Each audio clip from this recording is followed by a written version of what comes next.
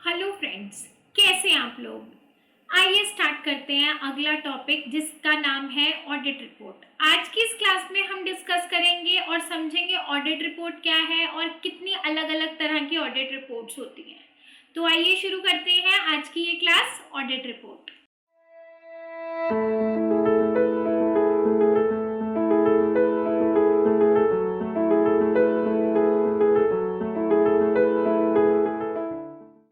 Audit report, अगर मैं audit की बात करूं तो ऑडिटर को ना 3 फेसेस से गो थ्रू करना होता है। जब मैं ऑडिट की बात कर रही हूं तो there are 3 phases that has to be go through by the gone through by the auditor while conducting every audit. सबसे पहले प्रिलिमिनरी वर्क फॉर ऑडिट, यानी कि इनिशियल क्या क्या स्टेप्स आपको लेने होते हैं ऑडिट करने के लिए।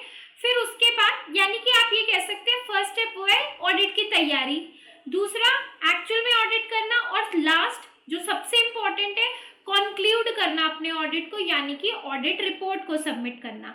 तो अगर मैं बोलूं कि शुरू की तैयारी करनी बहुत जरूरी है और ऑडिट करना बहुत इंपॉर्टेंट है, तो उससे ही इक्वली इंपॉर्टेंट ऑडिट रिपोर्ट भी होती है, क्योंकि आपको एक बहुत सोच समझकर ऑडिट रिपोर्ट को बनाना पड़ता है और सबमिट करना पड़ता है। तो सबसे पहले हम समझेंगे इम्पोर्टेंस क्या है ऑडिट रिपोर्ट की। मैं ये बोल सकती हूँ ऑडिटिंग या पूरे ऑडिट की कहानी का निष्कर्ष और कंक्लूजन ही ऑडिट रिपोर्ट है, या फिर ये हमारी पूरी प्रोसेस का एंड प्रोडक्ट है जो हमारी पूरे ऑडिट प्रोसेस को बताता है। It reflects the work done by the auditor. Auditor ने किया क्या है वो कैसे पता चलता है ऑडिट रिपोर्ट के थ्रू।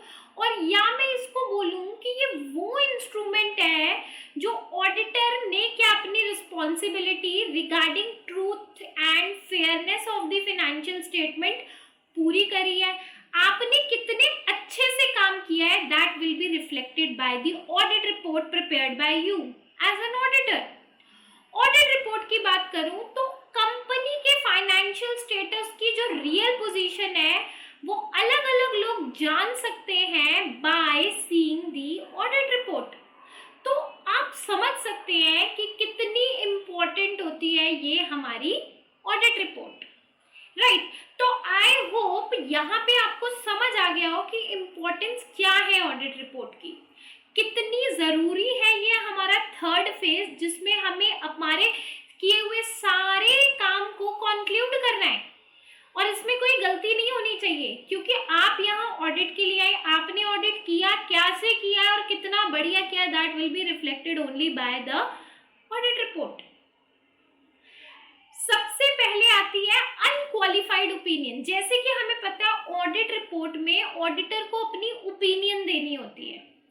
ओपिनियन अनक्वालिफाइड कब कहलाती है, यानी कि ऑडिटर को जब ये लगता है कि जो फाइनेंशियल रिपोर्टिंग फ्रेमवर्क के तहत क्लाइंट की फाइनेंशियल स्टेटमेंट वैसे ही बनी है और वैसे ही प्रेजेंट हुई है और जो भी दिखाया गया है वो मेरे हिसाब से ट्रू एंड फेयर है, यानी कि ऑडिटर ने जब ये इवैल्यूएशन की या इसको समझा तो उसने ये कंक्लूड किया कि यहाँ पे कोई क्वालिफिकेशन या रिजर्वेशन की जगह ही नहीं है, क्योंकि ट्रू एंड फेयर व्यू है of the state of affair of the company.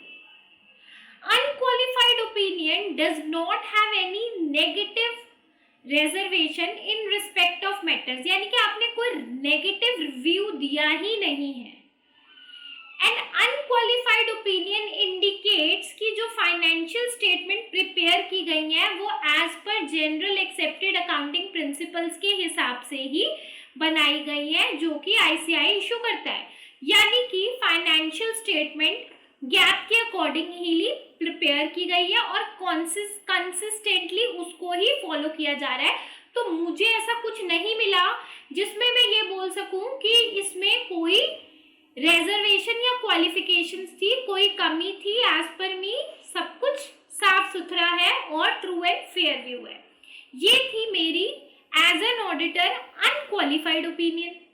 अगर मैं बात करूं मॉडिफाइड ऑडिट रिपोर्ट की तो ये क्या होती है, ये अनक्वालिफाइड ओपिनियन तो नहीं होती, इसको मॉडिफाइड कैसे बोला जा सकता है।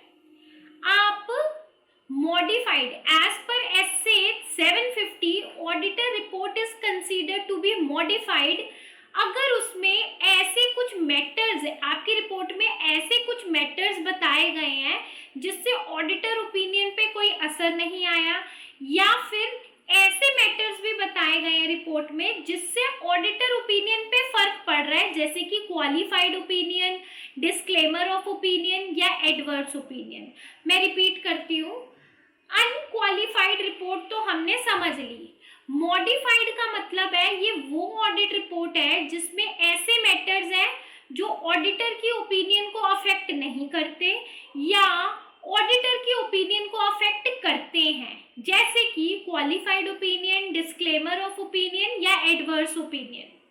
ठीक है, अब ये क्या होते हैं ये हम आगे आगे पढ़ते हुए चले जाते हैं।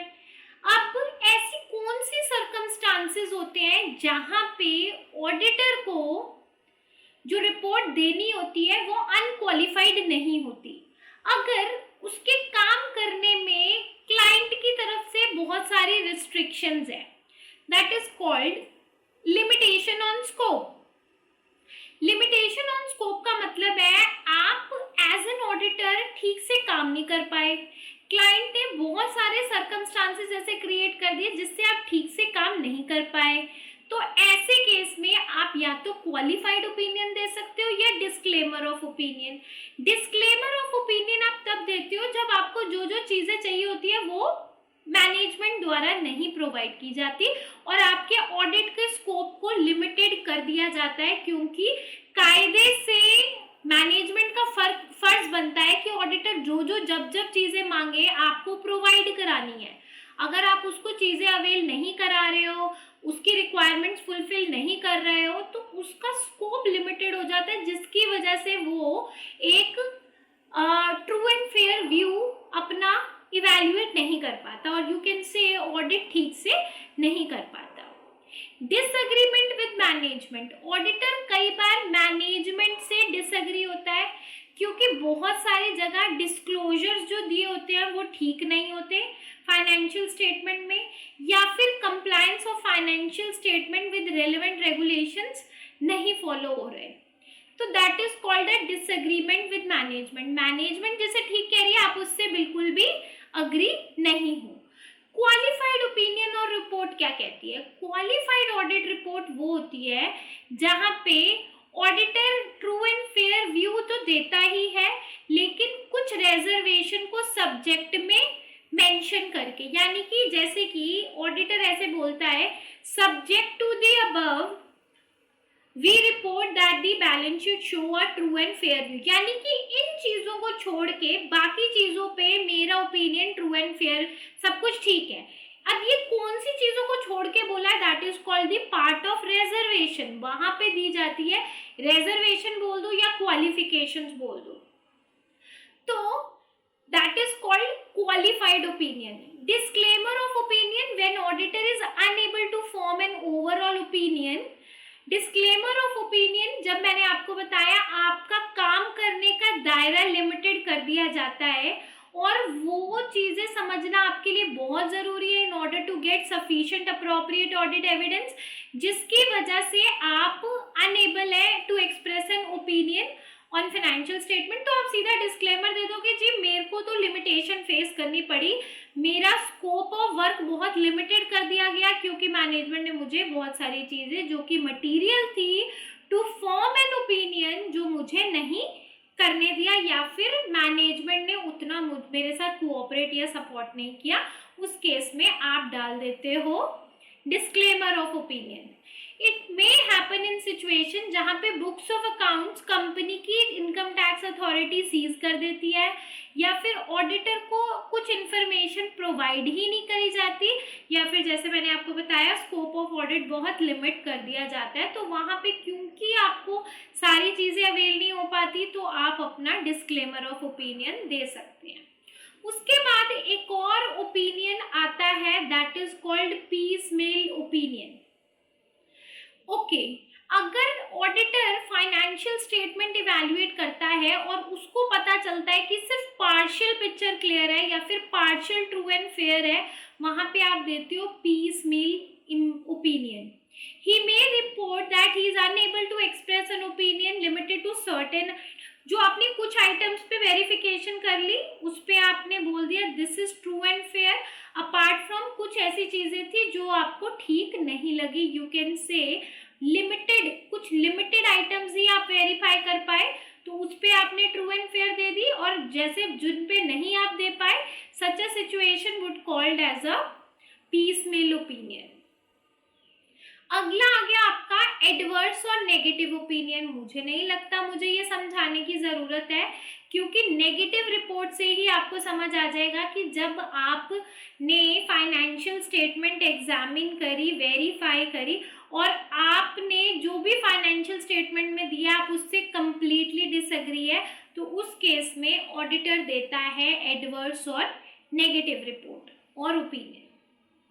तो आई होप आपको ये क्लियर आ गया हो ऑडिट रिपोर्ट क्या कहती है। ये बहुत इंपॉर्टेंट है, आपसे पूछा जाता है एग्जाम में, तो इस सिचुएशन में कौन सी रिपोर्ट है तो आपको उसके अकॉर्डिंगली आंसर लिखना होता है।